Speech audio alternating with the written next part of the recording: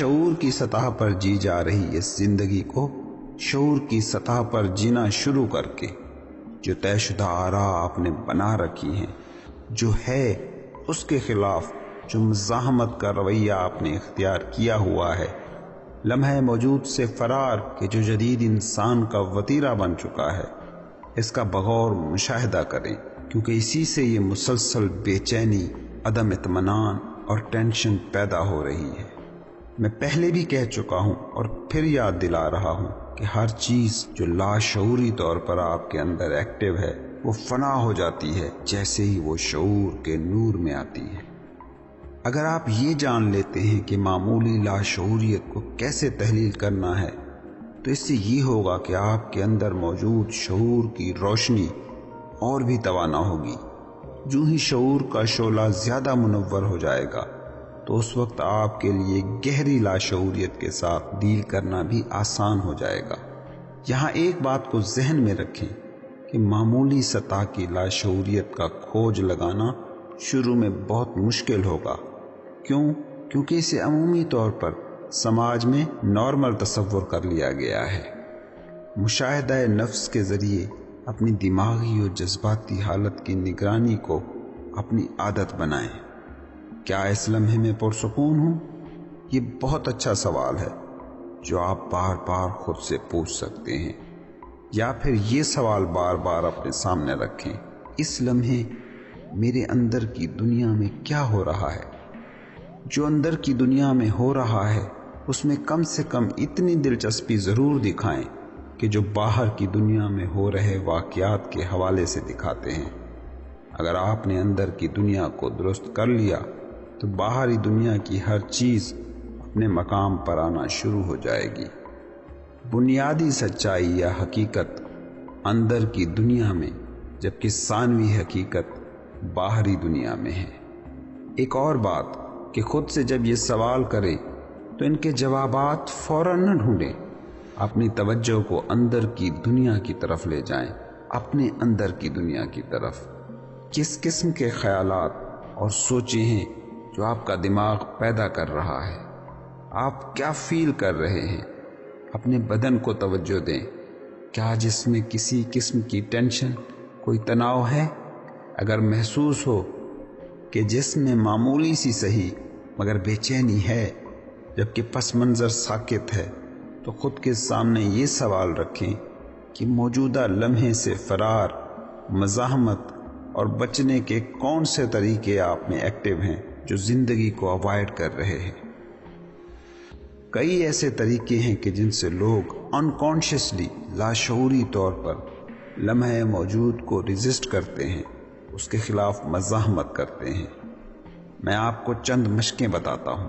ان مشقوں کی مدد سے آپ کی مشاہدہ نفس کی طاقت میں اضافہ ہوگا اور باطنی حالت کی نگرانی کی صلاحیت تیز ہو جائے گی۔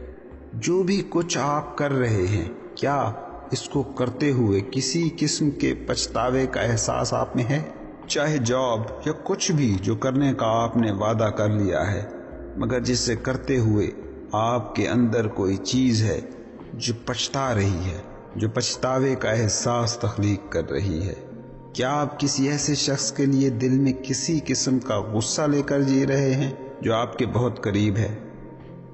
کیا آپ یہ جانتے ہیں کہ اگر ایسی کوئی صورتحال ہے تو اس سے جسم جو انرجی خارج کرتا ہے وہ آپ کے لیے کتنی نقصان دہ اور خطرناک ہے؟ یہ حالت اتنی خطرناک ہے کہ یہ آپ کو ہی نہیں، آپ کے ارد گرد موجود لوگوں کو ہی نہیں، پوری فضا اور سارے ماحول کو بھی آلودہ کر رہی ہے۔ اپنے اندر جھانکیں اور غور سے مشاہدہ کریں، کیا آپ کے بدن کے انرجی فیلڈ میں غصے اور پچھتاوے کی کوئی ہلکی سی بھی تہ موجود ہے؟ اگر ہے تو دونوں پہلوؤں یعنی دماغی اور جذباتی حوالوں سے اس کا مشاہدہ کریں۔ پہلے دماغ کو دیکھیں کہ آپ کا دماغ اس سچویشن کے ارد گرد کون سی سوچیں بن رہا ہے، کون سے تھاٹس کریٹ کر رہا ہے۔ اس کے بعد ایموشنز پر دھیان لگائیں۔ ایموشنز کہ جو ان سوچوں کا جسم پر ہونے والا ری ایکشن ہے، ان جذبات کو فیل کریں۔ کیا یہ خوشگواری کا احساس تخلیق کر رہے ہیں یا ناگواری کا؟ کیا آپ کے اندر موجود ایموشنز کی یہ انرجی آپ نے خود چنی ہے یا آپ کی چوائس ہے؟ یا آپ نے اسے الاؤ کیا ہے کہ وہ آپ کی باڈی فیلڈ میں رہے؟ کیا آپ کے پاس یہ چوائس ہے کہ اس انرجی کو اندر رہنے دیں یا خارج کر دیں؟ ہو سکتا ہے کہ آپ کا ناجائز فائدہ اٹھایا جا رہا ہو سکتا ہے کہ جو کام آپ کر رہے ہیں وہ تھکا دینے والا، بورنگ ہو، ممکن ہے کہ آپ کا قریبی بددیانت، اریٹیٹنگ یا انکانشیس زندگی گزارنے والا شخص ہو، مگر یہ سب غیر ضروری اور غیر متعلقہ معلومات ہیں۔ جس بھی سچویشن میں آپ ہیں اس کا جواز آپ تراش سکتے ہیں یا نہیں، اس بات سے قطعاً بھی کوئی فرق نہیں پڑتا۔ حقیقت بس ایک ہے، اور وہ یہ کہ جو ہے آپ اس کے خلاف ریزسٹ کر رہے ہیں، مزاحمت کر رہے ہیں، جس سے منفی انرجی باڈی کے انرجی فیلڈ میں شامل ہو رہی ہے۔ آپ موجودہ لمحے کو اپنا دشمن بنا رہے ہیں۔ آپ ظاہر اور باطن میں کشمکش تخلیق کر رہے ہیں، جس سے ناگواری اور تصادم پیدا ہوتا ہے۔ آپ کی یہ ناگواری، یہ ظاہر و باہر کا تصادم نہ صرف آپ کی باطنی دنیا کو اور ارد گرد موجود لوگوں کو، بلکہ اس مجموعی انسانی نفسیات کو بھی آلودہ کر رہی ہے جس کا آپ ناگزیر حصہ ہیں۔